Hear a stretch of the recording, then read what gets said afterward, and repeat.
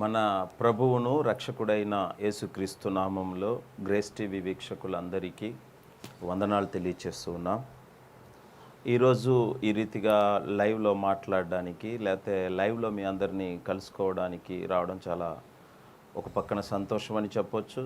కొన్ని పరిస్థితులను బట్టి మేము మీతో మాట్లాడడానికి మీ ముందుకు వచ్చాం. మనకి మార్చి నెల నుండి అలాగే ఏప్రిల్, ఇది మే నడుస్తుంది. ఈ 3 నెలల్లో కూడా కరోనా సెకండ్ వేవ్ అని చెప్పేసి పెద్ద ఎత్తున జనాల్లో అది జరుగుతూ ఉంది. ఒక పక్కన కరోనాతో బాధపడుతున్న వారు అనేక మంది ఉన్నారు. అనేకులు క్రైస్తవ సమాజం లేకపోతే సంఘానికి వెళ్ళేటువంటి క్రైస్తవ బిడ్డలు కూడా అనేకులు ఈ కరోనా వైరస్ ద్వారా ఇబ్బంది పడుతూ ఉన్నారు. దానికి సంబంధించినటువంటి విషయాలను మాట్లాడడానికి రాకడ సమయం అనేటువంటి ఒక కార్యక్రమాన్ని నేను మీ ముందుకు తీసుకొస్తూ ఉన్నా.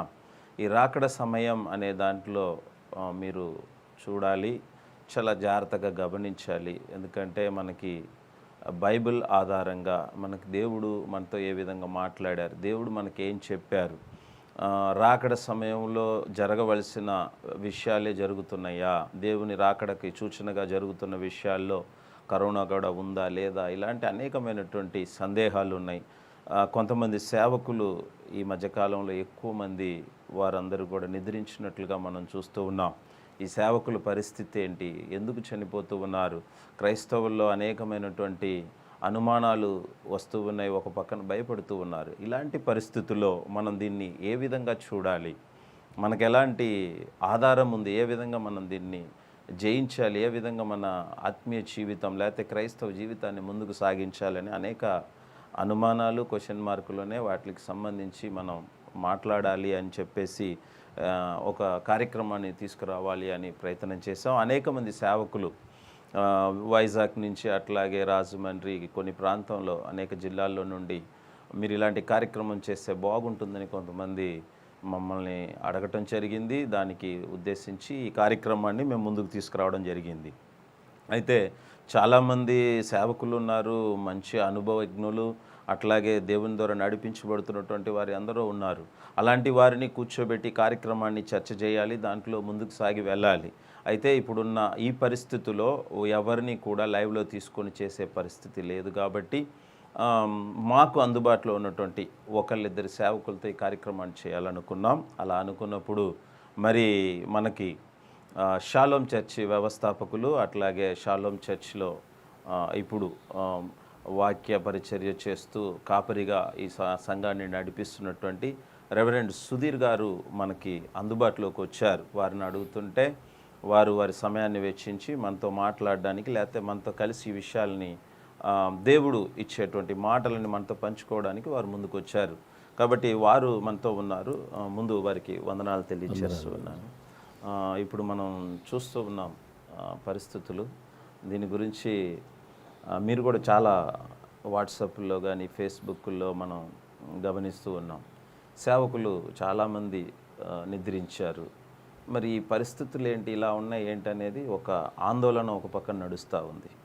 అదే సమయంలో నేనేమనుకుంటున్నాను అంటే, ఒక వ్యక్తి నార్మల్ వ్యక్తి చనిపోయారనుకోండి, ఆ వ్యక్తి గురించి ఎక్కువ మందిలో పరిచయం ఉండదు కాబట్టి ఆయన గురించి ఎక్కువగా మాట్లాడుకోరు. ఒక సేవకుడు అంటే అందరికీ సుపరిచితంగా ఉంటారు కాబట్టి ఆయన చనిపోయిన వెంటనే ఆ న్యూస్ పెద్ద న్యూస్ లాగా అయిపోయి అదేదో ఒక గొప్ప విషయంలా చూసే పరిస్థితి ఉందా, లేకపోతే ఈ కరోనా వైరస్ వచ్చి ఇలా జరగటానికి దేవుని యొక్క రాకడకు సంబంధించి ఈ రాకడలో జరగవలసిన కార్యాలు జరుగుతున్నాయి, దీన్ని మనం ఏ విధంగా చూడొచ్చు, ఎలా మనం దీనికి చేయొచ్చు? మంచిదండి. ఈ సమయమందు గ్రేస్ టీవీ సిఇఓ గారు చంద్రన్ గారికి ప్రభునామములో వందనాలు. మీరు ఒక చక్కని కార్యక్రమాన్ని ప్రజల ముందుకు తీసుకొని వచ్చినందుకు నేను ప్రభువుని ఎంతగానో స్తుతిస్తున్నాను. మొదటిగా చిన్న ప్రార్థన చేసుకొని మనం చర్చ ప్రారంభించుకుందాం. ప్రార్థన చేసుకుందాం. కృప కలిగిన మా తండ్రి, పరిశుద్ధమైన నామానికి వందనాలు చెల్లిస్తున్నాం. ఈ రాత్రి ఈ గ్రేస్ టీవీ హెచ్డిలో మేము మీ లేఖనాలను పరిశీలన చేయటానికి, ప్రజలను చైతన్యవంతులు చేయటానికి లేక ధైర్యపరచడానికి, వాక్యానుసారంగా మీరు ఏమి తెలియచేస్తారో ఆ విషయాల్ని చర్చించుకుంటానికి వచ్చి ఉంటున్నామయ్యా. సహాయం చేయండి. మీ ఆత్మ ద్వారానే మమ్మలను బలపరిచండి, నడిపించండి. మరి యొక్క కార్యక్రమాలు అనేకులకు దీవెనకరంగా, ఆదరణకరంగా ఉండినట్లు సహాయం చేయమని వ్యవస్థాపకులు, మరి దీన్ని నడిపిస్తున్నటువంటి ప్రతి సభ్యున్ని మీరే దీవించండి, బలపరచండి. యేసు పరిశుద్ధ నామములో ప్రార్థిస్తున్నాను తండ్రి, ఆమేన్. మంచిది చంద్రన్ గారు, మీరు అడిగినటువంటి ప్రశ్న ప్రస్తుత కాలంలో చూస్తూ ఉన్నాం. చాలా దారుణమైనటువంటి పరిస్థితులు లోకంలో ఉంటా ఉన్నాయి. అయితే నేను కూడా దీని గురించి బాగా తీవ్రంగా ధ్యానం చేస్తూ ఉన్నప్పుడు బైబిల్లో నాకు కొన్ని వాక్యాలు నాకు కనబడ్డాయి. వాటిని బట్టి నేను గ్రహించినటువంటిది ఏమిటి అని అంటే, మనము పూర్తిగా అంత్య దినాల్లో ఉన్నాం. అపోస్తులైనటువంటి పౌలు తిమోతికి రాస్తూ చెప్తూ ఉంటాడు, అంత్య దినములలో అపాయకరమైనటువంటి కాలాలు వస్తాయి. అంత్య దినాలలోనే దాని ఎండింగ్లో అపాయకరమైన కాలాలు వస్తాయి.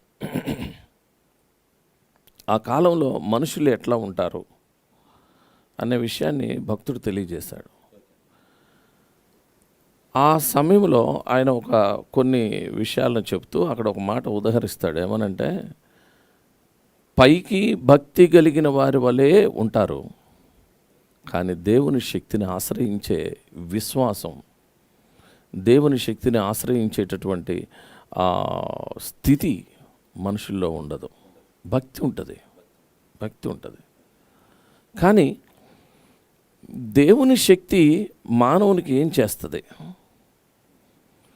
దేవుని శక్తి మానవునికి ఎంత వరకు అవసరం? అసలు దేవుడు ఎవరో, మానవులమైనటువంటి మనం ఎవరు? చర్చ ప్రారంభంలో మీకు ఒక చిన్న విషయాన్ని జ్ఞాపకం చేసి మనం కాస్త ముందుకు వెళ్దాం. ఇప్పుడు మనందరం భూమి మీద ఉన్నాం. భూమిని గురించి ఒక్క నిమిషంలో మనం ఒక మాట చెప్పాలి అని అంటే, భూమి ఒక గోళాకారంలో ఉండేటటువంటి దేవుని యొక్క సృష్టి. దీంట్లో 3 వంతులు నీళ్లు ఉంటాయని, 1 వంతు మాత్రమే భూమి ఉంటుంది. ఓకే, ఈ 1 వంతు భూమిలో కొండలు, అట్లాగే నదులు, ఇంకా ప్రకృతి సిద్ధంగా అనేకమైన ఉంటాయి. వీటిల్లో గ్రామాలు, నగరాలు, పట్టణాలు, దీంట్లో మనుషులు ఉంటారు. టోటల్గా ఈ భూమిని మనం చూస్తే, ఇది సూర్యుడు చుట్టూ తిరిగేటటువంటి గ్రహాల్లో ఇది ఒక గ్రహం. ఇంకా బాగా చెప్పాలి అని అంటే, దేవుడు నివాస స్థలంగా ఏర్పాటు చేసినటువంటి గ్రహం. దేవుడు నివాస స్థలంగా ఏర్పాటు చేసినటువంటి ఈ యొక్క గ్రహంలో మనం నివసిస్తున్నాం. ఇది సూర్యుడు చుట్టూ తిరుగుతూ ఉంటుంది.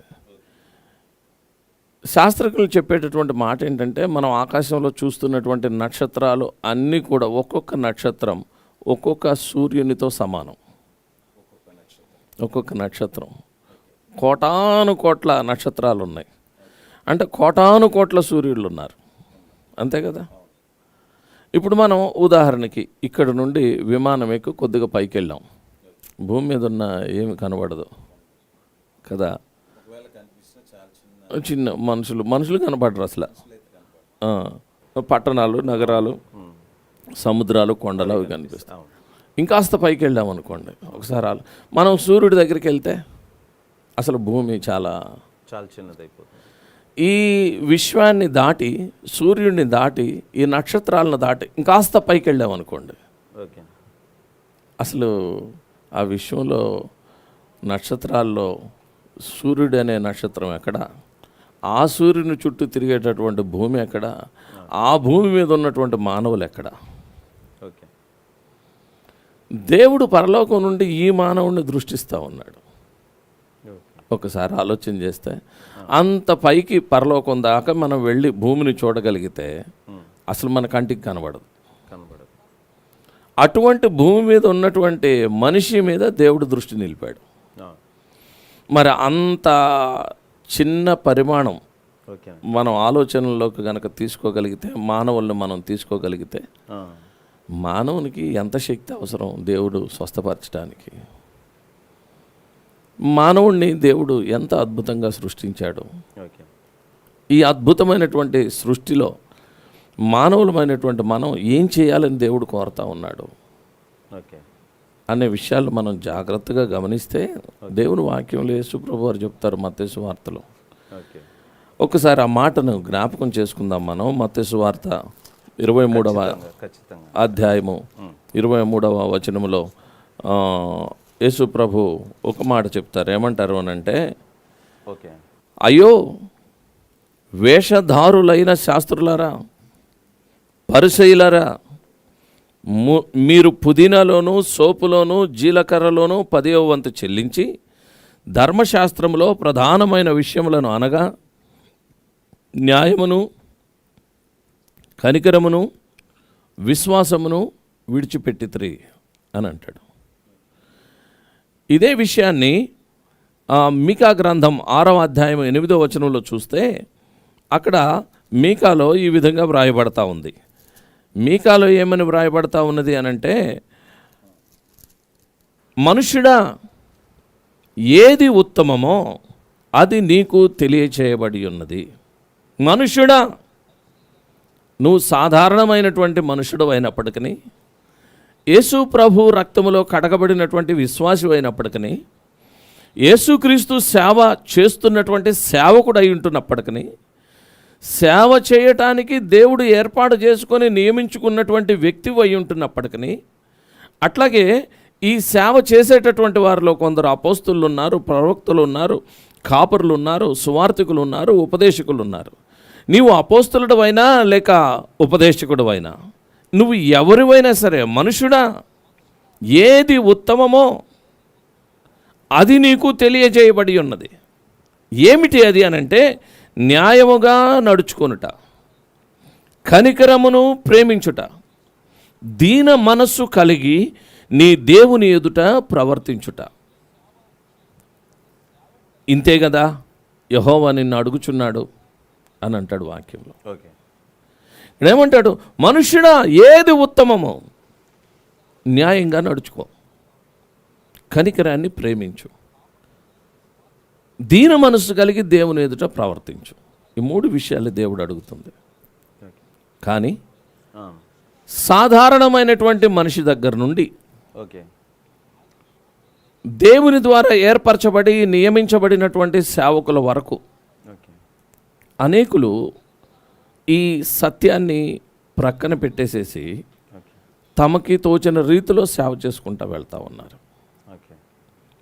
మరి ముఖ్యమైన విషయం మొదట్లోనే చెప్పుకున్నాం, భక్తి చేయటం కాదు ముఖ్యం, దేవుని శక్తి మీద నువ్వు ఆధారపడాలి.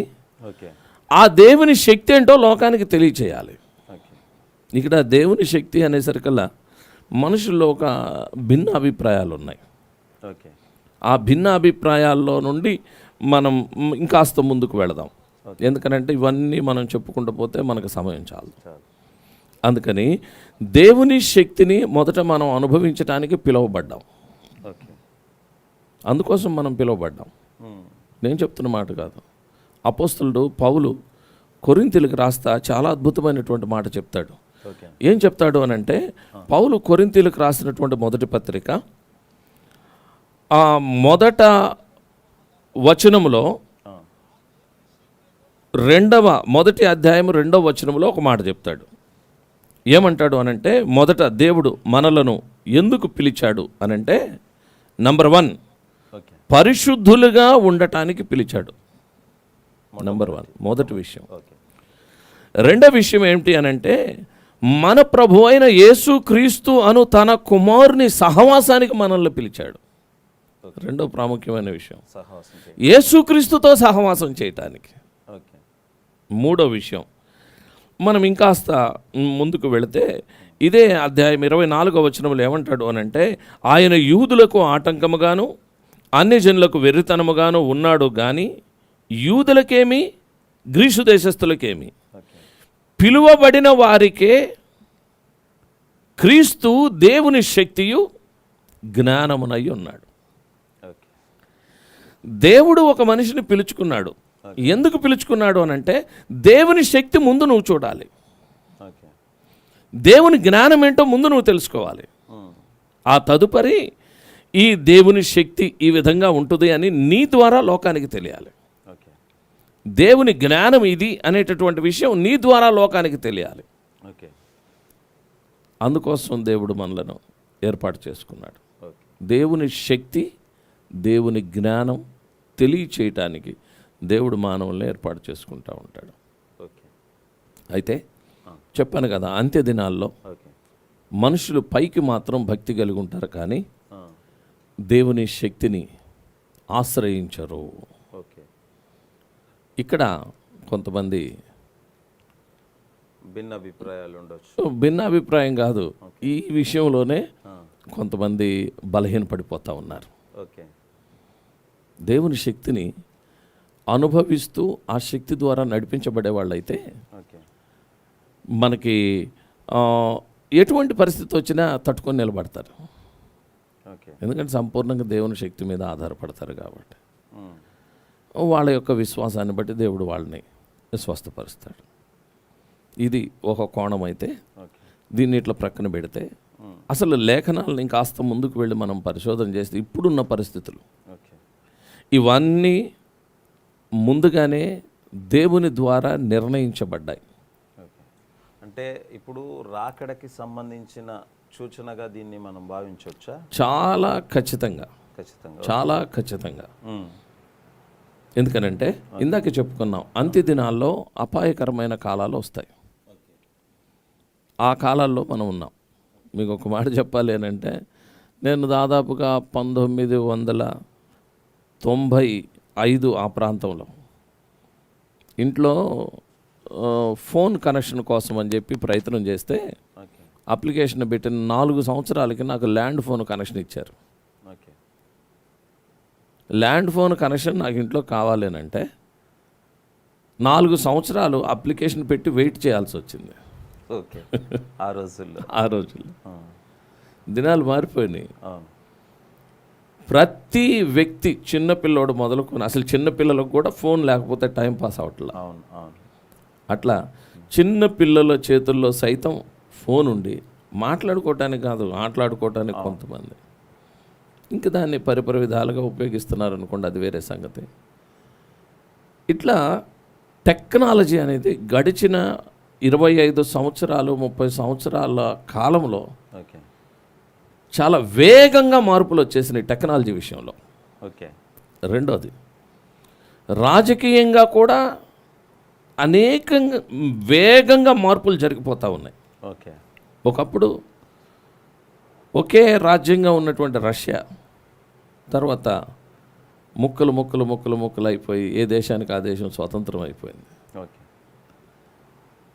రాజకీయంగా కూడా చాలా మార్పులు వచ్చేస్తూ ఉన్నాయి. ప్రస్తుతం మనం చూస్తూ ఉన్నాం ఇజ్రాయెల్ దేశంలో జరుగుతున్నటువంటి పరిణామాలు. ఇవన్నీ కూడా ఓకే. దేవుని రాకడకి అతి సమీపంగా ఉన్నాము అనేటటువంటి విషయాలు మనకు తెలియజేస్తున్నాయి. ఓకే. అయితే ఇంకొక సంగతి ఏంటి అని అంటే, ఓకే. దీని గురించి లేఖనం ఏం చెప్తుంది ఉమ్, అని అంటే, నేను గ్రహించినంత వరకు బైబిల్లో అదేలేండి. ప్రకటన గ్రంథంలో ఓకే. భక్తుడైనటువంటి యోహాను కొన్ని మాటలు చెప్తాడు. ఓకే. ఈ సమయంలో నేను తప్పనిసరిగా ఆ మాటల్ని మీకు చదివి వినిపిస్తాను. ఓకేనండి. ప్రకటన గ్రంథంలో ఆ, మనం చూడగలిగితే భక్తుడై ఉంటున్నటువంటి యోహానుతో దేవుడు చెప్తాడు. ఓకే. మొదటి అధ్యాయము ఆ, 19వ వచనంలో ఇట్లా అంటాడు, కాగా నీవు చూచిన వాటిని, ఆ, ఉన్న వాటిని, అవునండి. వీటి వెంట కలుగబోవు వాటిని, ఆ, అనగా నా కుడి చేతిలో నీవు చూచిన 7 నక్షత్రములను గూర్చిన మర్మమును, ఆ, ఆ 7 సువర్ణ దీపస్తంభముల సంగతియు వ్రాయుము. ఉమ్, ఆ 7 నక్షత్రములు 7 సంఘములకు దూతలు, ఓకే. ఆ 7 దీపస్తంభములు 7 సంఘాలు. 7 స్తంభాలు.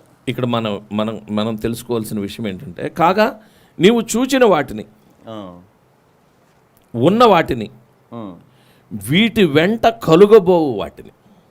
వీటి వెంట కలుగబోయేవాడు. ఓకే. దేవుడు ఇక్కడ యోహానికి చూపించినప్పుడు అక్కడ ఆ దినాల్లో ఉన్నటువంటి 7 సంఘాలకి సంబంధించి ఆ సంఘాలకి ఉత్తరాలు వ్రాయించారు దేవుడు. ఓకే. ఇది ఒక భాగం. ఓకే.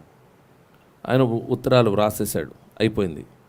తర్వాత 4వ అధ్యాయంలోనికి వచ్చేసరికల్లా ఇక్కడ మరి ఒక సంగతి దేవుడు చెప్తున్నాడు యోహానికి. ఏం చెప్తున్నాడు అనంటే, ఈ సంగతులు జరిగిన తర్వాత నేను చూడగా అదిగో పరలోకమందు ఒక తలుపు తెరవబడి ఉండెను. మరియు నేను మొదట వినిన స్వరము బూరధ్వని వలె నాతో మాటలాడగా వింటిని. ఆ మాటలాడిన వాడు, ఇక్కడికి ఎక్కి రమ్ము, ఇక మీదట జరగవలసిన వాటిని నీకు కనపరుస్తాను అన్నాడు. ఇక్కడికి ఎక్కి రమ్ము, ఇక మీదట జరగవలసిన వాటిని. 7 సంఘాలకి ఉత్తరాలు అయిపోయిందిగా, నెక్స్ట్ ఏం జరగబోతుంది చెప్తాను రమ్మన్నాడు. అట్లాగే ఆయన చెప్పిన ప్రకారం వెంటనే ఇక్కడ వాక్యం చెప్తుంది, నేను ఆత్మవశుడనైతిని. అదిగో పరలోకమందు ఒక సింహాసనము వేయబడి ఉండెను, సింహాసనమందు ఒకడు ఆసీనుడై ఉండెను అని కొన్ని వివరాలు చెప్పాడు. చెప్పండి. ఇది ఒక సంగతి. ఓకే. ఇక్కడ ఏమంటున్నాడు అంటే, ఇక మీదట అంటే సంఘాల సంగతి అట ప్రక్కన పెడితే 7 సంఘాలు. ఈ 7 సంఘాలు కూడా ప్రస్తుతం ఉన్నటువంటి సార్వత్రిక సంఘంలో ఉన్నటువంటి సంగతులన్నీ ఈ 7 సంఘాల్లో చెప్పబడ్డాయి. ఈ 7 సంఘాలని మనం జాగ్రత్తగా చదవగలిగితే ప్రతి సంఘం ఏదో ఒక సంఘానికి చెంది ఉంటుంది, లేకపోతే దాన్ని బట్టి మన సంఘాలని సరిచేసుకోవాల్సినటువంటి ఆవశ్యకత ఉంటుంది. తీసేద్దాం. తర్వాత ఇక మీదట జరగవలసినవి ఏంటి చూద్దాం. 5వ అధ్యాయం 1వ వచనంలోనికి వచ్చేసరికల్లా, మరియు లోపటను వెలుపటను వ్రాత కలిగి 7 ముద్రలు గట్టిగా వేసి ఉన్న ఒక గ్రంథము సింహాసనమందు ఆసీనుడయ్యుండు వాని కుడి చేత చూచితిని. మరియు దాని ముద్రలు తీసి ఆ గ్రంథమును విప్పుటకు యోగ్యుడెవడని బలిష్ఠుడైన ఒక దేవదూత బిగ్గరగా ప్రచురింపగా చూచితిని. అయితే పరలోకమందు కానీ భూమి మీద కానీ భూమి క్రింద కానీ ఆ గ్రంథము విప్పుటకైనను చూచుటకైనను ఎవ్వనికి శక్తి లేకపోయెను. ఆ గ్రంథము విప్పుటకైనను చూచుటకైనను యోగ్యుడెవడను కనబడనందున నేను బహుగా ఏడ్చుచుండగా ఆ పెద్దలలో ఒకడు అన్నాడంట, ఏడవబాకు, ఇదిగో దావీదుకు చిగురైన యూదా గోత్రపు సింహము 7 ముద్రలను తీసి ఆ గ్రంథమును విప్పుటకు జయము పొందనని నాతో చెప్పాను.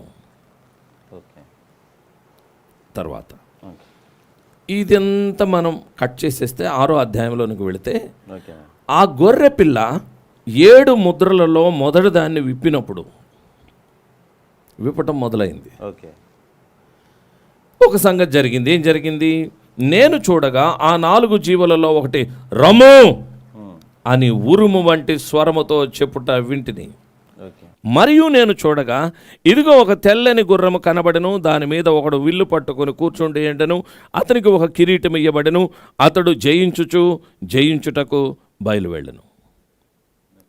తరువాత ఆయన 2వ ముద్రను విప్పినప్పుడు రమ్ము, మరలా 3వ ముద్రను విప్పినప్పుడు రమ్ము, 4వ ముద్రను విప్పినప్పుడు రమ్ము అని 4వ జీవి చెప్పుట వింటిని. అప్పుడు నేను చూడగా ఇదిగో పాండుర వర్ణము గల ఒక గుర్రము కనబడెను, దాని మీద కూర్చున్న వాని పేరు మృత్యువు. పాతాళ లోకము వానిని వెంబడించెను. ఖడ్గము వలనను కరువు వలనను మరణము వలనను అని అంటే అక్కడ తెగులు వలనను భూమిలో ఉండు క్రూర మృగముల వలనను భూనివాసులను చంపుటకు భూమి యొక్క 4వ భాగం పైన అధికారము వానికి ఇవ్వబడను. నేను గ్రహించినంత వరకు ప్రస్తుతం జరుగుతున్నటువంటి పరిస్థితులను బట్టి మనం బహుశా ఇక్కడ ఉన్నాము అని చెప్పి నేను అనుకుంటున్నాను. మూడు ముద్రలు విప్పబడ్డాయి. ఇప్పుడు 4వ ముద్ర విప్పబడిన కాలంలో మనం ఉంటున్నాం. నేను బైబిల్ పండితుడిని కాదు, అట్లాగని నేనేది మరి ఏమి తెలియని విషయం కాదు. కానీ బైబిల్ చదువుతున్నప్పుడు జరుగుతున్న సంభవాలను బట్టి నేను గ్రహించిన సంగతి, ఓకే మరికొంతమంది దైవ సేవకుల అభిప్రాయాలను బట్టి ఓకే నేను తెలుసుకున్న సంగతి ఏంటంటే, ఓకే 4వ ముద్ర విప్పబడినప్పుడు ఒక సంగతి జరుగుతుంది. ఓకే అప్పుడు ఏం జరుగుతుంది అని అంటే, పాండుర వర్ణం కలిగిన ఒక గుర్రం. పాండుర వర్ణం అని అంటే దానికి మూల భాషలోనికి వెళితే గ్రీన్ కలర్ అంటారు. గ్రీన్ కలర్ ఓకే అటువంటి ఒక గుర్రం కనబడింది. దాని మీద కూర్చున్న వాని పేరు మృత్యువు. గుర్రం మీద ఎవరంటే కూర్చుంది? మృత్యువు. ఓకే ఇది ఒక విచారకరమైన విషయం. అయితే ఈ మృత్యువుకి భూమి యొక్క 4వ భాగాన్ని చంపటానికి అధికారము వానికి ఇవ్వబడెను. ఎట్లా చంపుతావురా బాబు అని అంటే 4 రకాలు. ఖడ్గం వలన, ఓకే తర్వాత కరువు వలన, తర్వాత తెగులు వలన, ఓకే తర్వాత భూమిలో ఉండేటటువంటి క్రూర మృగాల వలన. ఓకే ఎవరిని చంపటానికి? భూ నివాసులను చంపటానికి. ఇక్కడ మనం ఆగిపోయి ఈ పూట ఇంకొక విషయాన్ని, దీంట్లో నుండే మరి ఒక విషయాన్ని జ్ఞాపకం చేసుకుందాం. ఇప్పుడు మనం 2021వ సంవత్సరంలో ఉండి ఈ వాక్యాన్ని చదువుకుంటున్నాం. ఓకేనా? 2021వ సంవత్సరంలో ఉండి వాక్యాన్ని చదువుతున్నాం. మనకంటే ముందున్నటువంటి దైవ సేవకులు ఈ వాక్యాన్ని చదివారు. ఆ తర్వాత మన తర్వాత వచ్చే తరాలు కూడా ఈ వాక్యాన్ని చదువుతారు. కానీ ఒక సత్యం ఏంటంటే, ఇది ఎవరు రాశారు, ఎప్పుడు రాశారు? క్రీస్తు శకం 60వ సంవత్సరాల్లో భక్తుడైనటువంటి యోహాను దీన్ని వ్రాసినట్లు చరిత్రకారులు చెప్తారు. ఓకే అంటే మనం ఇప్పుడు చదివే సంగతి ఎప్పుడు వ్రాయబడింది? 2021లో చదువుతున్న ఈ సంగతి 60లో వ్రాయబడింది. 60లో వ్రాయబడిన నాటికే ముద్రలు విప్పటం యోహాను చూచాడు. క్రీస్తు శకం 60లో వ్రాయబడినటువంటి ఆ నాటికి ముద్రలు విప్పటం యోహాను చూస్తే అసలు ఇవి ఎప్పుడు వ్రాయబడి ముద్రించబడ్డాయి? ఆలోచన చేయగలవా? అంటే అంటే ఇవన్నీ యేసు ప్రభు రాకముందే పరలోకంలో ఉన్నటువంటి దేవుడు ఆ పరలోక సమావేశంలో ఏంటి ఈ భూమి, ఏంటి ఈ భూమి మీద జరుగుతున్నటువంటి కార్యాలు ఏంటి, ఈ మనుషులేంటి, న్యాయం లేదు, కనికరం లేదు, విశ్వాసం లేదు, దేవుని యందు భయభక్తులు లేవు. ఇటువంటి ఈ సమయంలో ఏం చేయాలి లోకాన్ని? పరలోకం నిర్ణయించింది. ఏమి నిర్ణయించింది? మొదట దీనికి ఒక పరిష్కారాన్ని చూపించాలి. మొదట దీనికి ఒక విడుదల చూపించాలి. మొదట ఈ లోకానికి ఒక స్వస్థత చూపించాలి.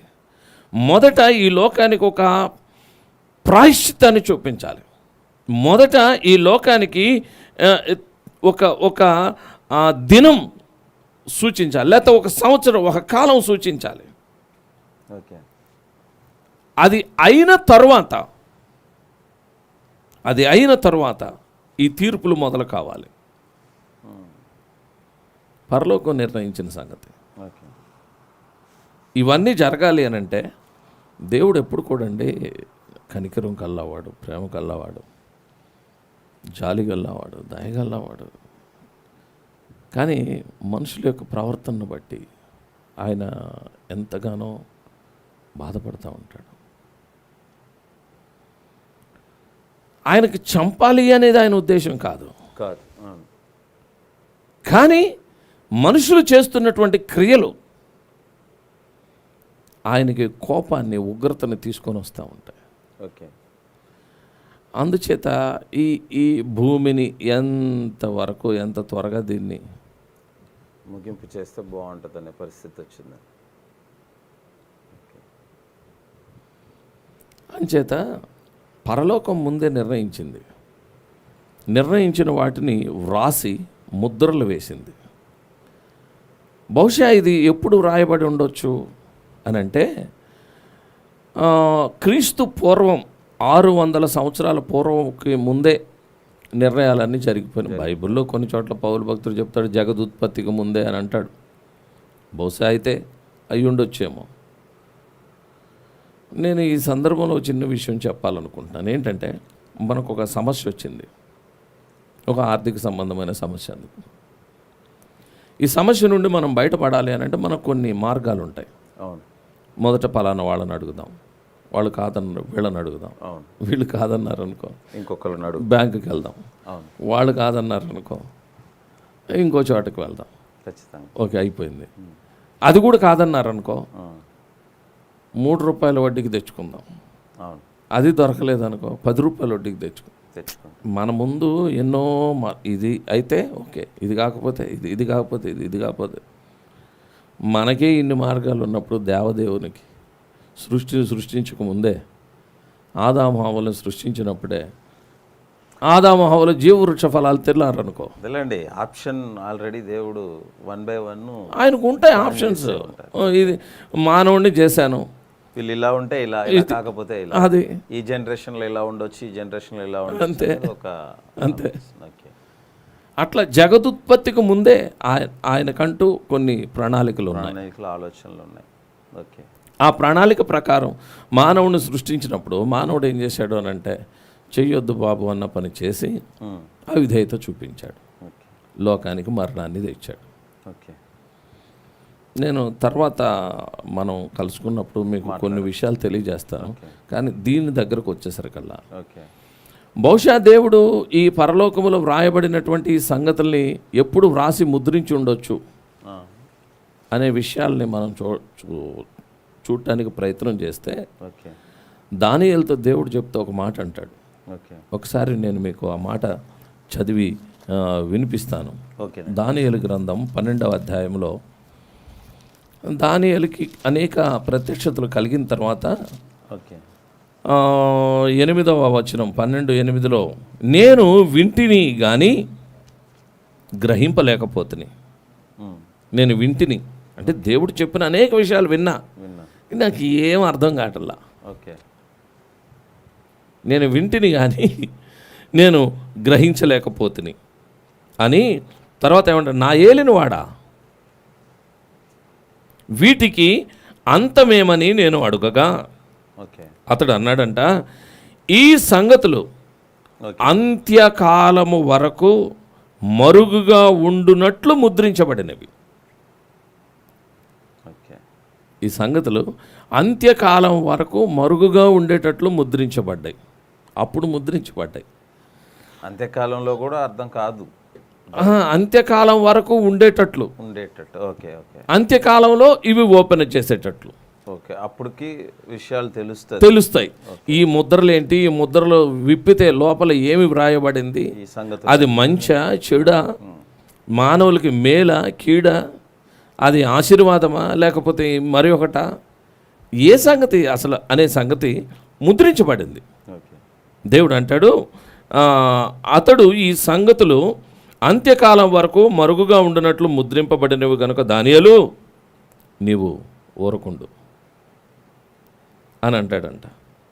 అనేకులు తమను శుద్ధి పరచుకొని ప్రకాశమానులను నిర్మలులను అగుదురు, దుష్టులు దుష్టకార్యములు చేయుదురు గనుక ఏ దుష్టుడును ఈ సంగతులు గ్రహింపలేకపోవును గాని బుద్ధిమంతులు గ్రహిస్తారంట.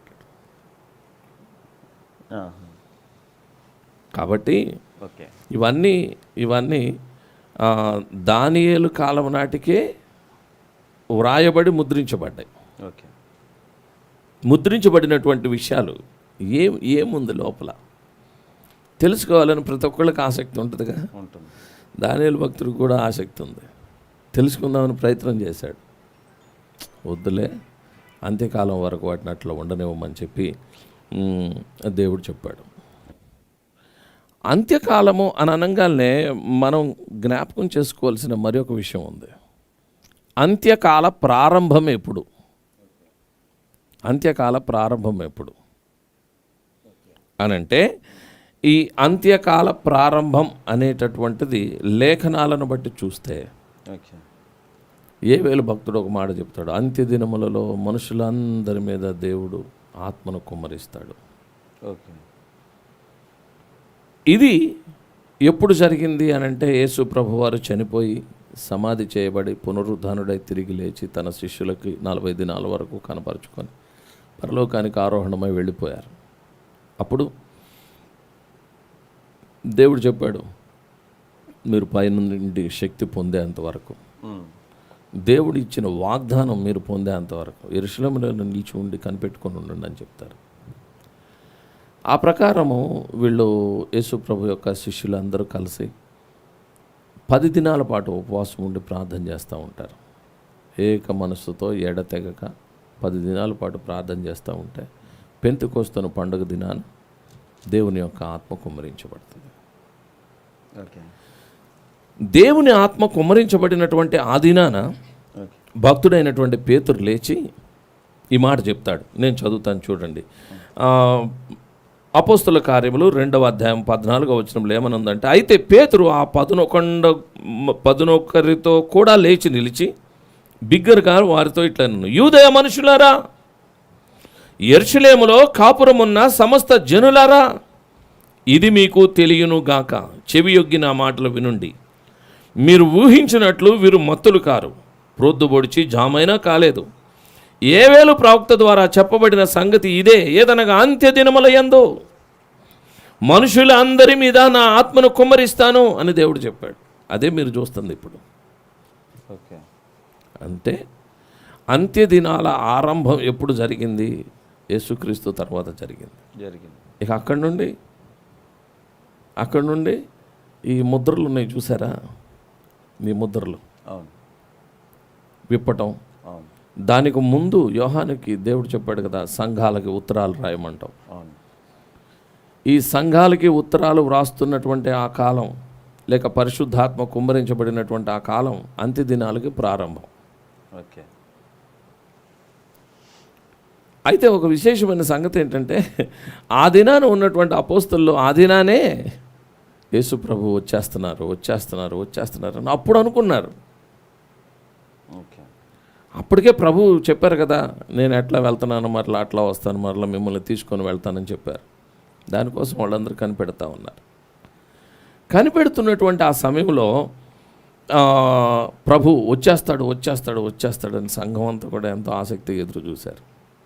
అయితే భక్తులు, మన పౌలు భక్తుడు కావచ్చు, లేక పేతురు కావచ్చు, లేకపోతే యోహాను కావచ్చు, వీళ్ళందరూ కొన్ని వివరణలు ఇచ్చారు దాని గురించి.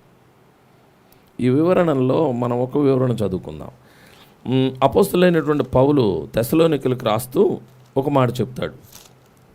ఏం చెప్తాడు అని అంటే, పౌలు తెస్సలోనికలకు రాసినటువంటి 2వ పత్రిక 2వ అధ్యాయము 1వ వచనం నుండి చదివితే, సహోదరులారా, ప్రభు దినము ఇప్పుడే వచ్చినట్టుగా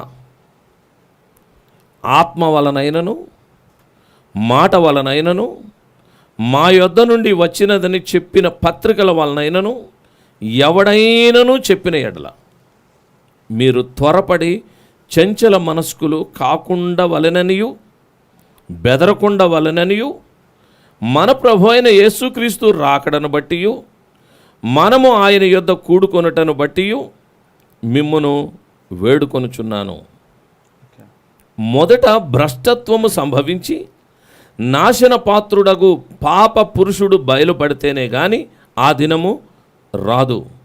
ఏది దేవుడు అనబడనో, ఏది పూజింపబడనో దాని అంతటిని ఎదిరించుచు, దానికంతటికి పైగా వాడు తన్ను తానే హెచ్చించుకొనుచు, తాను దేవుడునని తన్ను కనపరుచుకొనుచు దేవుని ఆలయములో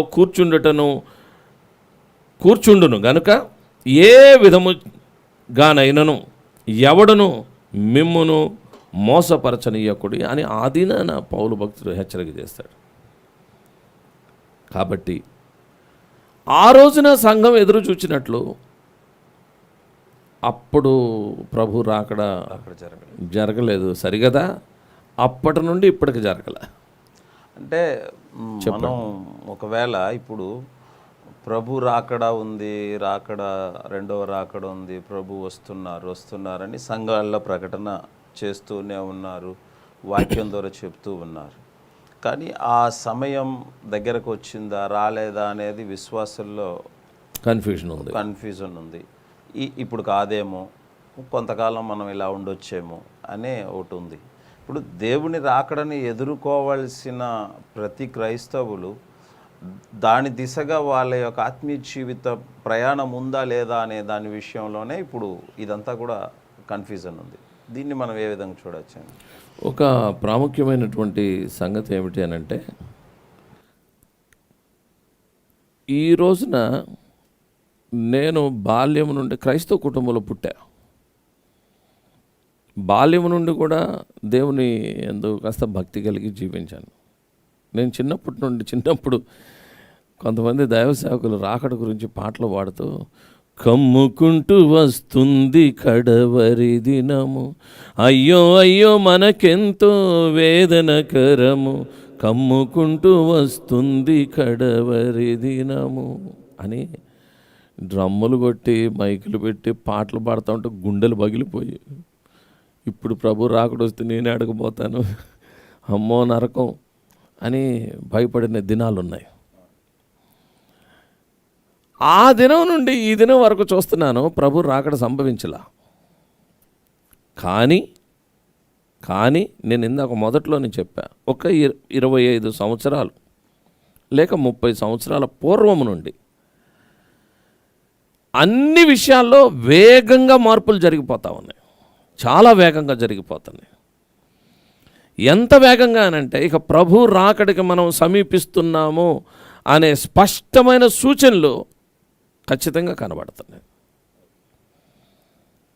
నేనేమనుకుంటాను అనంటే, ఇది నేను ఎవరైనా 30 సంవత్సరాల వయసు కలిగినటువంటి వాళ్ళు ఉంటే, లేక 40 సంవత్సరాల వయసు కలిగినటువంటి వాళ్ళు ఉంటే, ఖచ్చితంగా ఈ తరంలోనే ప్రభు రాకడ సంభవిస్తుంది. అంతే. దానికి కొన్ని లేఖన ఆధారాలు ఉన్నాయి. లేఖన ఆధారాలు వీటి గురించి నేను వివరించబోయే ముందు, అంటే తర్వాత కాలంలో మనం వివరించుకుందాము. దానికి ముందు ఒక ప్రాముఖ్యంగా మనం తెలుసుకోవాల్సిన ఒక ట్రూత్ ఏంటంటే, ఇప్పుడు మనం ప్రకటన గ్రంథంలో చదువుకున్నటువంటి సత్యాలు ఏవైతే ఉన్నాయో అవన్నీ ఇప్పుడు జరుగుతున్నాయి. నాకు విస్మయం కలిగించే విషయం ఏంటంటే, దేవుడే మరణానికి అధికారం ఇచ్చి పో అన్నాడంట. ఇంకా ఆయన అధికారం ఇంకేముంది, అది వచ్చేసి చెయ్యగలిగి పని తను చేసుకుంటూ పోతుంది. దేవుడు వన్స్ అధికారం ఇచ్చి, అసలు ఈ అధికారం ఎప్పుడు ఇచ్చి, అధికారం ఇస్తాను లేకపోతే ఇచ్చాడు అనే సంగతి ఎప్పుడు రాశాడు? ఇది చెప్పుకున్నాం కదా, దానియేలు కాలంలోనే,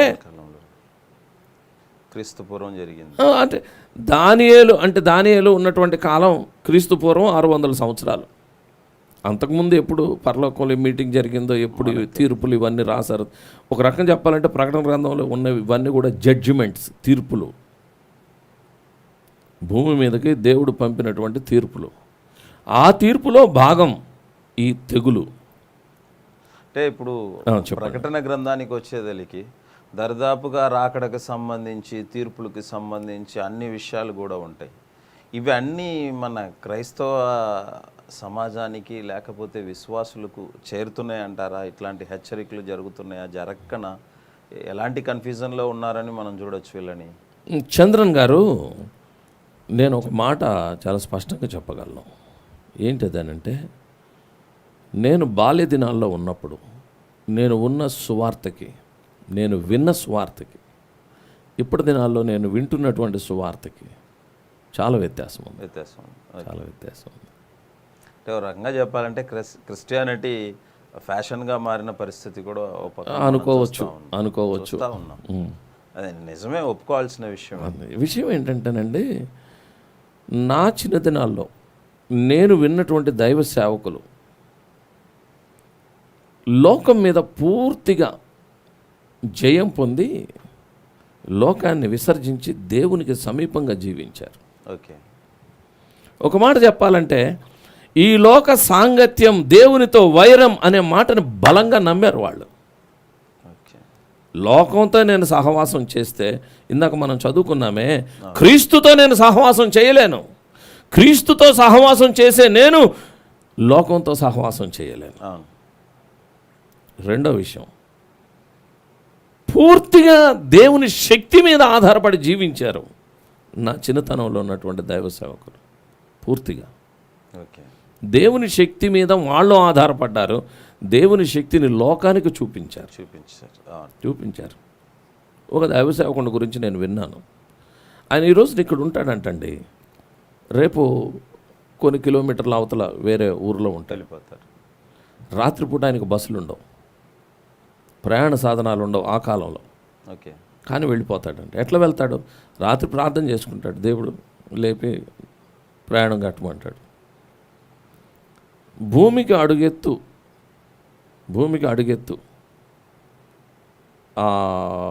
లో ఆయన అడుగులు వేసుకుంటా వేగంగా పరిగెత్తుకుంటా వెళ్ళిపోతాడు. ఓకే. తెల్లారిపాటికి అక్కడ ఉంటాడంట. ఏంటి సంగతి అని అంటే, పూర్తిగా దేవుని శక్తి ద్వారా ఆవరించబడి, దేవుని శక్తి ద్వారా నడిపించబడి, ఒక ప్రదేశం నుండి ఇంకో ప్రదేశానికి దైవ సేవకులు వెళ్ళారు అనే సాక్ష్యాలు నేను చదివాను, నేను విన్నాను. అంతేకాదు, నా కళ్ళతో నేను బాల్యం నుండి అనేక మంది దైవ సేవకులను చూశాను. వాళ్ళకి దగ్గరగా ఉన్నాను, వాళ్ళకి పరిచర్య చేశాను. నాకు దేవుడిచ్చిన భాగ్యం అది. చాలా అద్భుతమైనటువంటి సేవకులు. వాళ్ళలో ఒక సేవకుడు గురించి నేను మీతో చెప్తాను. ఐజక్ గారని, మా నాన్నగారిని దేవుని మార్గంలోనికి నడిపించిన దైవ సేవకుడు ఆయన ఎలక్ట్రిసిటీ డిపార్ట్మెంట్లో లైన్ ఇన్స్పెక్టర్గా చేసేవాడు. మేము ఉంటున్న ఇంటికి ప్రక్క పోర్షన్లో వాళ్ళు ఉద్యోగరీత్యా వచ్చారు. ఆయన పెంతెకొస్తలో రక్షణ పొంది బ్రహ్మాండంగా దేవుని పరిచర్య జరిగించేవాడు. అంటే దాన్ని అక్కడ కట్ చేస్తే, ఒకానొక దినాన ఆయన ఇక్కడ నుండి మాచర్లు వెళ్తున్నాడు. మాచర్లు వెళ్తూ ఉంటే అప్పుడు బస్సులు లేవు, లారీ ఏదో ఎక్కి వెళ్తున్నాడంట. మాచర్లకి ముందు రెంట చింతలు ఏదో ఉంది, మరి అక్కడ ఎక్కడో ఆ ప్రదేశాల్లో దేవుని ఆత్మ చెప్తున్నాడంట, ఐజాక్ గెట్ డౌన్ అని అంటున్నాడంట. ఉలిక్కిపడి చూస్తే ఎవరు లేరు. మళ్ళీ ప్రశాంతంగా కూర్చున్నాడు. Isaac get down. మళ్ళీ స్వరం వినపడింది. ఏం అర్థం కావట్లా. మరలా అంతే, లారీ వెళ్తూ ఉంది. మూడోసారి ఇంకాస్త బిగ్గరగా, ఐజాక్ ఐసే గెట్ డౌన్ అన్నాడంట. లారీ వాళ్ళని ఆపండి, డ్రైవర్ని, అయ్యా కాస్త లారీ ఆపన్నాడు. ఏంటి బాబు, ఏంటి సంగతి? ఏమన్నా? కాదు, నేను ఇక్కడ దిగిపోతాను. నీకేమన్నా పిచ్చా? ఎక్కడ నువ్వు దిగుతానంటుంది? అంతా అడవి, దొంగలు కొడతారు. ఇటువంటి ప్రదేశంలో కొద్దిసేపు ఆగితే మనం ఊరెళ్ళిపోతాం. ఇక్కడ దిగమంటావేంటి, ఇక్కడ దిగుతానంటావేంటి, కూర్చోళ్ళలాగా ఉన్నావని అన్నాడంట. కాదయ్యా, నేను దిగిపోవాలన్నాడంట. దిగాడంట. లారీ వెళ్ళిపోయింది. దిగాడు. ఓకే. లారీ వెళ్ళిపోయింది. ఏం చేయాలో అర్థం కాల. గంట తర్వాత ఆ దారిలో మళ్ళీ ఇంకేదో వాహనం, లారీలే ఆ టైంలో ఎక్కువ భాగం వస్తూ ఉంటే ఆయన వెనక వాహనాన్ని ఆపి ఎక్కి మాచర్లు వెళ్తూ ఉన్నాడు. వెళ్తూ ఉంటే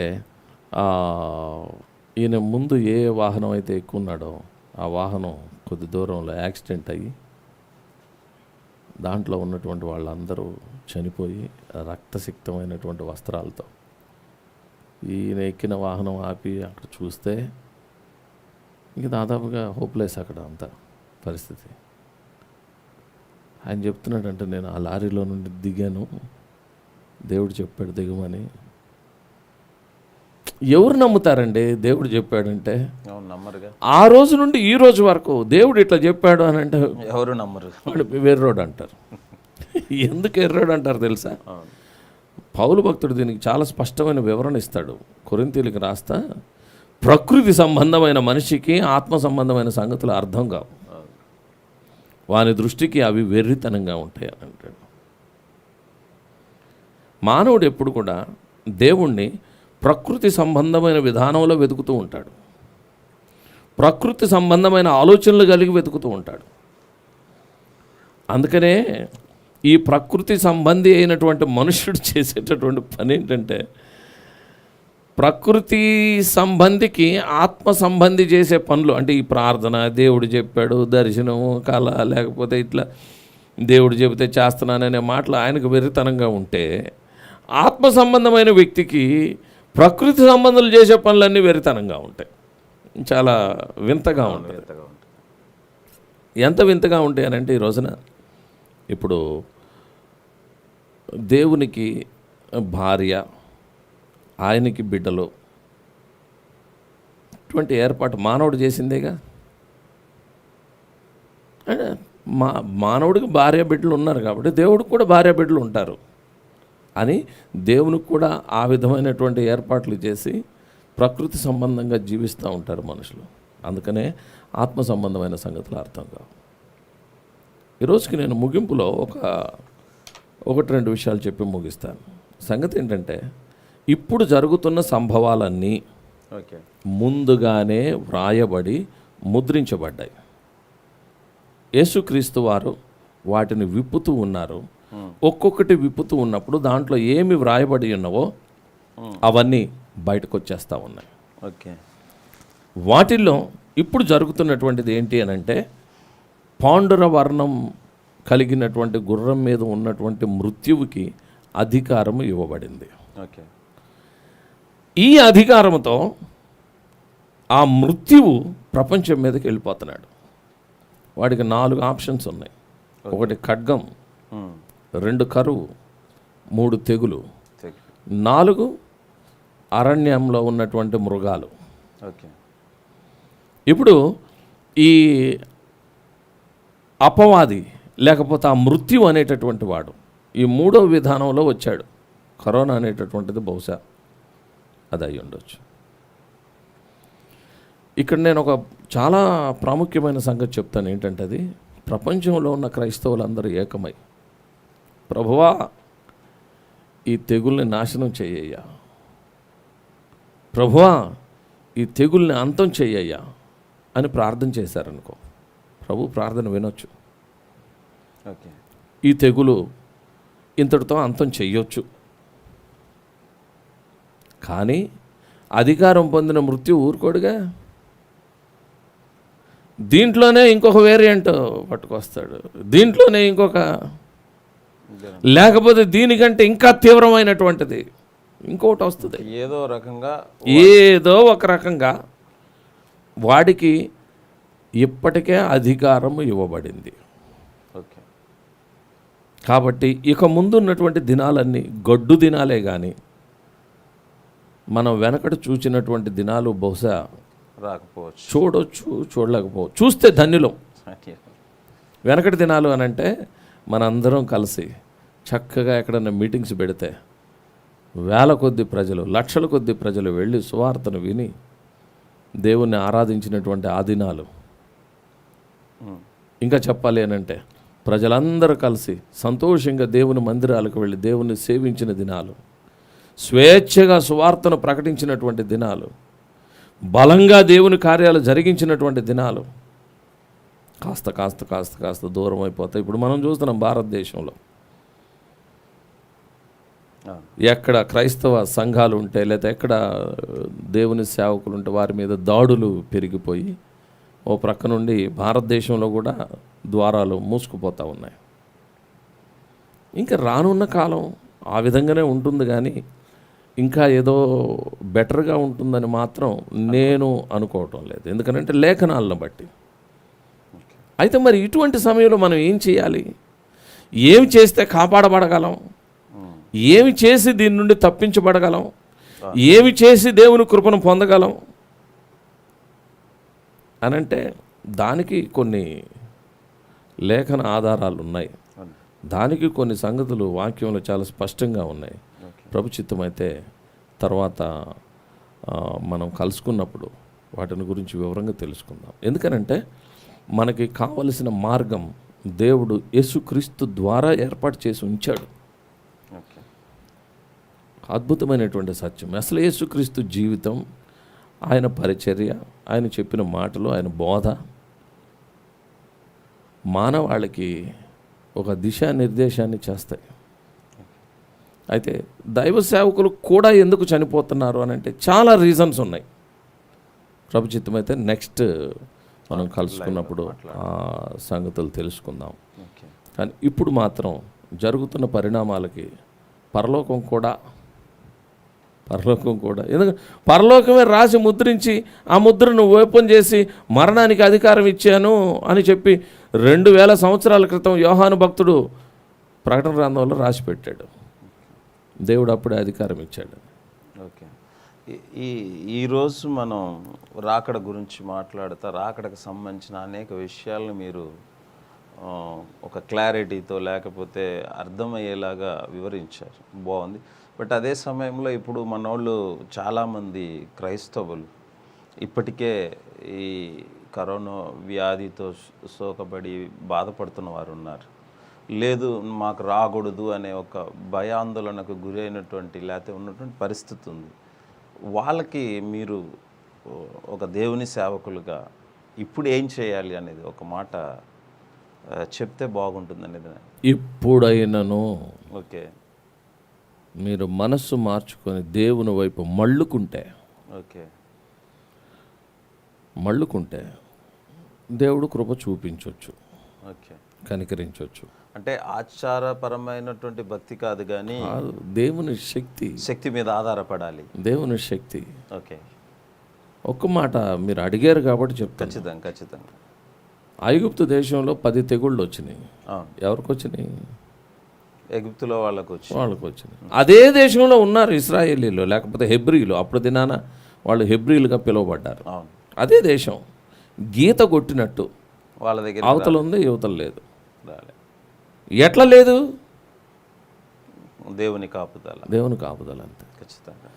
ఒక విశేషం ఏంటంటే మీరు అడిగారు కాబట్టి చెప్తున్నా, ప్రపంచంలో ఉన్న కంటికి కనబడే జీవరాశులన్నీ, కంటికి కనబడని సూక్ష్మక్రిములన్నీ దేవుని మాటను వింటాయి, ఒక్క మనిషి తప్ప. ఇది మాత్రం 100% వాస్తవం. అవును. ఒక మనిషి తప్ప మిగిలిన అన్ని దేవుని స్వరాన్ని. అసలు ప్రతిరోజు ఆయన గుప్పిలి విప్పి మాకేమి ఇస్తాడా అని చెప్పి ఆయన గుప్పిలి కళ్ళి చూస్తూ ఉంటాయంట.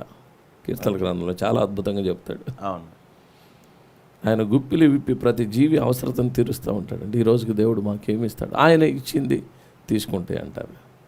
మనిషి ఒక్కడే. ఎందుకంటే కాస్త జ్ఞానం ఉందిగా, తెలివి ఉందిగా, లేనిదల్లా వివేకమే. అందుకని అయితే చెప్తుంటుంది కదా, ఐగుప్తు దేశంలో ఖచ్చితంగా గీత కొట్టినట్లు అవతలకు ఉంది, యువతలకు లేదు. ఎందుకు లేదు?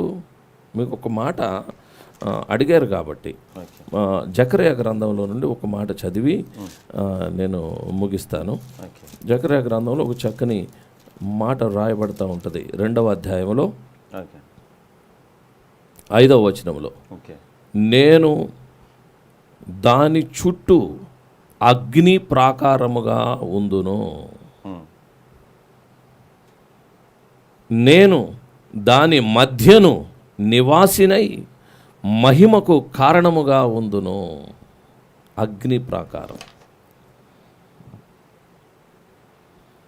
యోబు చుట్టూ, యోబుకి కలిగిన దాని చుట్టూ దేవుని ప్రాకారము కంచె వేశాడంట. అపవాది అంటాడు, ఎట్టబోతాను ఆయన దగ్గరికి, నువ్వు కంచేసి బొమ్మంటావు.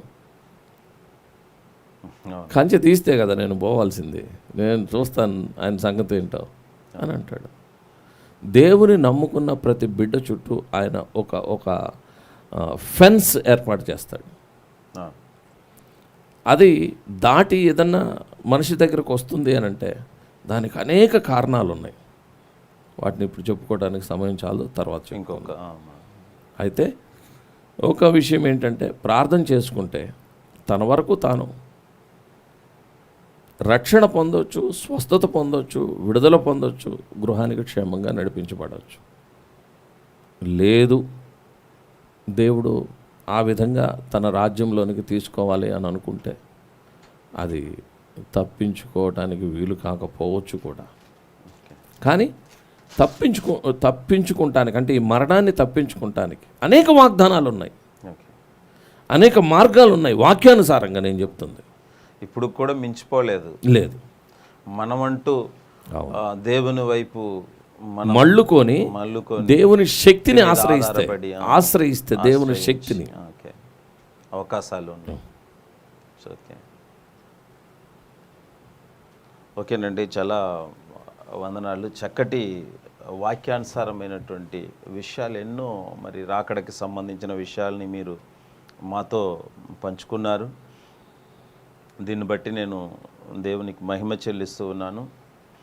గ్రేస్ టీవీ వీక్షకులందరికీ కూడా నేను గ్రేస్ టీవీ తరపు నుంచి చెప్పే విషయాలు ఏంటంటే, మనం చక్కగా వాక్యాన్ని విన్నాం. మనం ఇప్పటికే క్రైస్తవులుగా ఉంటూ ఇప్పటికే మందిరాల్లో స్థిరపరచబడి, మనం ఒకవేళ దశమ భాగ విషయం కావచ్చు, కానుకలు కావచ్చు, ఇవ్వడం కావచ్చు, అలాగే మన మందిరాలకి సమయానికి వెళ్ళేవారమై ఉండొచ్చు, కోయర్ లీడర్స్గా పాటలు పాడుతున్నటువంటి వారు కావచ్చు, లేకపోతే మంచి సాక్ష్యం కలిగిన వారై ఉండుండొచ్చు. కానీ దేవుని యొక్క శక్తి మీద మనం ఆధారపడి దేవుని యొక్క శక్తిని ఆశ్రయించకపోతే మనం ఇట్లాంటి గట్టు దినాల్లో లేకపోతే కఠినమైన ఈ రోజుల్లో తప్పించబడటానికి వీలు లేదు అని వాక్యానుసరమైనటువంటి విషయాల్ని మనం గ్రహించాం, విన్నాం. సో కాబట్టి నేనేం చెప్తున్నాను అంటే, మీరందరూ కూడా ఇప్పటికైనా సరే కొంచెం మనం దేవుని మీద ఆధారపడి, దేవుని శక్తి మీద ఆధారపడి మనం దేవుని వైపు తిరిగితే మనం ఇలాంటి ఒక భయంకరమైన పరిస్థితుల్లో నుంచి తప్పించబడటానికి అవకాశాలు ఉన్నాయి. మన రాష్ట్రంలో ఇప్పుడు చూస్తూ ఉన్నాము, గత ఏప్రిల్ నెల ఇదంతా కూడా అనేక మంది సేవకులు నిద్రించినట్లుగా నేను వాట్సాప్లో కానీ ఫేస్బుక్లో కానీ చూస్తూ ఉన్నాను. అలాంటి కుటుంబానికి ఎవరైతే సేవ చేసినటువంటి కుటుంబాలు ఉన్నారో, సేవకుల కుటుంబాలు ఉన్నారో, వాళ్ళని దేవుడు ఓదార్చాలని, వారికి దేవుడే వారికి కావలసినటువంటి ఓదార్పును, వారికి కావలసినటువంటి బలము, శక్తిని ఇవ్వాలని నేను మనస్ఫూర్తిగా కోరుకుంటున్నాను. అట్లాగే ఇటీవల మనకు తెలిసినటువంటి సేవకులు వైజాగ్ నుంచి శ్యామ్ కుమార్ గారు అయ్యగారు, వారు అట్లాగే వారు సతీమణి గారు కూడా ఇద్దరు ఈ లోకాన్ని విడిచి వెళ్ళేటువంటి పరిస్థితి మనసుకు బాధ కలిగించింది. చాలా బాధాకరమైనటువంటి విషయం అయినను వారిని, వారు విడిచి వెళ్ళిన వారి కుటుంబం, అట్లాగే వారి సంఘాన్ని, వారు విడిచిన ఆ పరిచర్యని దేవుడే కట్టాలని, వారికి కావలసిన సమస్త విధమైనటువంటి సహాయం దేవుడే చేయాలి, వాళ్ళని బలపరచాలని కూడా నేను కోరుకుంటున్నాను. ఈరోజు మనం లైవ్కు రాకముందు నేను వాట్సాప్లో చూశాను, జ్యోతిరాజు గారు అయ్యగారు మంచి వర్షిప్ లీడర్, వారు చాలా చక్కటి వర్షిప్ చేసి ఎంతోమంది విశ్వాసాలు కానీ అట్లా మంచి కార్యక్రమాలు చేసేటువంటి వ్యక్తి. వారికి కూడా కరోనా సోకిందని, వారు ఐసీయూలో ఉన్నారు, వారి పరిస్థితి బాగలేదు, అది ఇదని కొంతమంది వాట్సాప్ గ్రూపుల్లో కొన్ని మెసేజ్లు పెట్టారు. అది చూస్తూ ఉన్నాను. ఈలోగా ఇంకొక మెసేజ్ వచ్చింది. జ్యోతిరాజు గారు వాళ్ళ బ్రదరు ఒక వీడియో మాట్లాడి పెట్టారు. అయ్యగారికి కరోనా సోకిందైతే నిజమే, కానీ వారు ఆరోగ్యంగానే ఉన్నారు, ఎలాంటి ఇబ్బంది లేదు, మీరు ప్రార్థన చేయండి అని చెప్పారు. దయచేసి క్రైస్తవులందరూ కూడా, అట్లాగే పాస్టర్స్ కానీ ఎవరు కూడా, మీరు వాట్సాప్లో ఫేస్బుక్లో ఒక వార్తని పెట్టే ముందు 1-2 సార్లు చూడండి, అది ఎంతవరకు వాస్తవం గ్రహించి తర్వాత మీరు పెడితే బాగుంటుంది. ఎందుకంటే భయోందోళనకి ప్రజలని గురి చేయొద్దు అనేది నా కోరిక. మరి ప్రభుత్వాలు చెప్పినటువంటి రీతిగానే మీరు సోషల్ డిస్టెన్స్ పాటిస్తూ, శానిటైజర్స్ వాడుతూ అనేకమైనటువంటి జాగ్రత్తలు తీసుకోండి. అవసరం తప్పనిసరి అయితే తప్ప బయటికి రావద్దు, ఇళ్లలోకే పరిమితమై ఉండండి. ఎక్కువగా ప్రార్థనలో గడపాలని మీరందరూ కూడా, ఇంకా ఎంతోమంది సేవకులు ఉన్నారు మన దేశంలోను ప్రపంచంలోను, అట్లాగే వాళ్ళందరి కొరకు కూడా మీరు ప్రార్థన చేయాలని చెప్పేసి నేను కోరుకుంటూ ఉన్నాను. ప్రార్థన చేయండి. అదేవిధంగా వారందరికీ కూడా మీరు ఒక ప్రార్థన వీరులుగా మీ ప్రార్థన సపోర్ట్ ఇవ్వాలి. అట్లా మనం ప్రార్థన చేసినప్పుడు దేవుడు మన ప్రార్థన ఆలకించి సహాయం చేస్తారు. అట్లాగే వాక్యానుసారమైనటువంటి జీవితం వైపు మన జీవితాలు మళ్లించుకోవాలనే ఒక ఉద్దేశంతో, లేకపోతే ఇప్పుడు జరుగుతున్నటువంటి పరిస్థితుల్లో మనం ఏం చేయాలి ఏంటి అనే దాని మీదే ఈ లైవ్ పెడుతూ ఉన్నాం. ఇట్లాగే ఇవాళ పెట్టాం. మళ్ళీ ఆదివారం ఉంటుంది. ఆదివారం లైవ్లో 8 గంటలకు కలుద్దాం. అనేక మంది సందేహాలు ఉండొచ్చు, ఏదైనా ఇబ్బందులు ఉండొచ్చు. ఏదైనా ఉంటే నా నెంబర్కి మీరు ఫోన్ చేయండి. నా నెంబరు 8099947207 అనే నా నెంబర్కి మీరు ఫోన్ చేయొచ్చు. ఏదైనా ప్రార్థన అవసరాలు ఉన్నా మాకు చేయొచ్చు. నేను మీకు మా నెంబర్ ఇస్తున్నాము. లేకపోతే గ్రేస్ టీవీ స్క్రోలింగ్లో ఉన్న నెంబర్ వస్తుంది, ఆ నెంబర్కి మీరు ఫోన్ చేయండి. అలాగే గ్రేస్ టీవీ హెచ్డి తెలుగు అనే యూట్యూబ్ ఛానల్ని కూడా మీరు చూడండి. దాంట్లో కూడా అనేక గ్రేస్ టీవీ కార్యక్రమాలు దాంట్లో ఉన్నాయి. వాటిని వీక్షించండి, వాటిని సబ్స్క్రైబ్ చేయండి, అలాగే లైక్ చేయండి, షేర్ చేయండి. అనేకులకు షేర్ చేయటం వల్ల, అనేకులు చూడటం వల్ల క్రీస్తునందు లేకపోతే క్రైస్తవ జీవితంలో వాళ్ళకి బలపరచడానికి అనేకమైన మేలుకరమైనటువంటి కార్యక్రమాలని మేము దాంట్లో పోస్ట్ చేస్తూ ఉన్నాం. ఇవన్నీ చూడాలని, వాటిని సపోర్ట్ చేయాలని కోరుతున్నాను.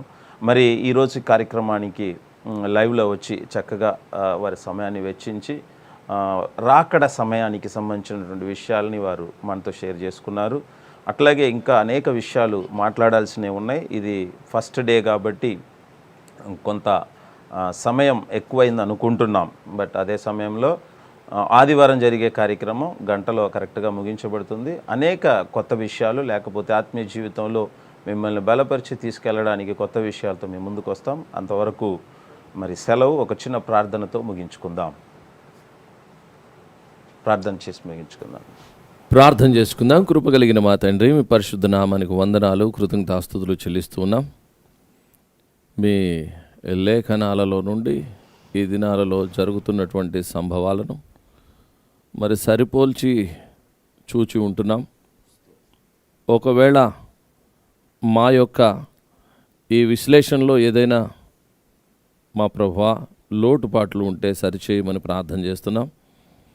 మరి ఇది వాక్యంలో చెప్పబడినటువంటి రీతిగానే ప్రస్తుతం జరుగుతూ ఉన్నదని, ఇవి ముందుగానే మీరు పరలోకములో వాటిని వ్రాసి ముద్రించి ఉన్నారని, ఆ ముద్రలు 2000 సంవత్సరాల క్రితం మరి మీరు విప్పి ఉన్నారని, వాటిని చూచిన భక్తుడైనటువంటి యోహాను వ్రాసిన దాన్ని బట్టి మేము గ్రహిస్తూ ఉన్నాం. ఒక్కొక్క ముద్ర విప్పబడుతూ ఉండగా ఏం జరుగుతూ ఉన్నదో అదే ప్రస్తుత కాలంలో కూడా జరుగుతూ ఉన్నదని గ్రహిస్తూ ఉన్నాం.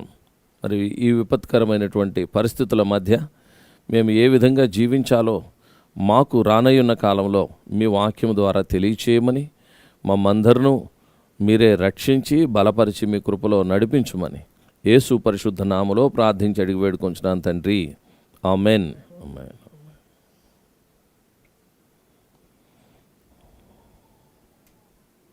మరి చక్కగా ఇంతసేపు అనేక విషయాల్ని మాట్లాడడం జరిగింది. గ్రేస్ టీవీకి సంబంధించిన ఒక చిన్న విషయాన్ని చెప్పి ముగించాలనుకుంటున్నాం. గ్రేస్ టీవీ ద్వారా ఇప్పటికే కొంతమంది సేవకులు వాక్యాన్ని ప్రకటిస్తూ, లేకపోతే స్వార్థను ప్రకటిస్తూ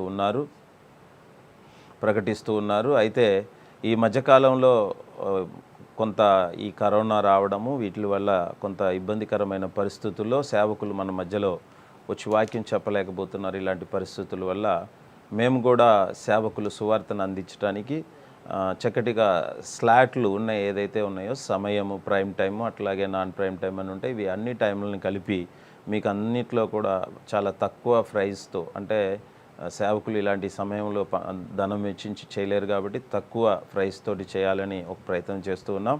అట్లా స్లాట్ కావాలి అనుకున్న వాళ్ళు, గ్రేస్ టీవీ ద్వారా వాక్యాన్ని లేకపోతే సువార్తని ప్రకటించాలనుకున్న వాళ్ళు మా నెంబర్కి కాంటాక్ట్ చేయండి, మేము మాట్లాడతాం.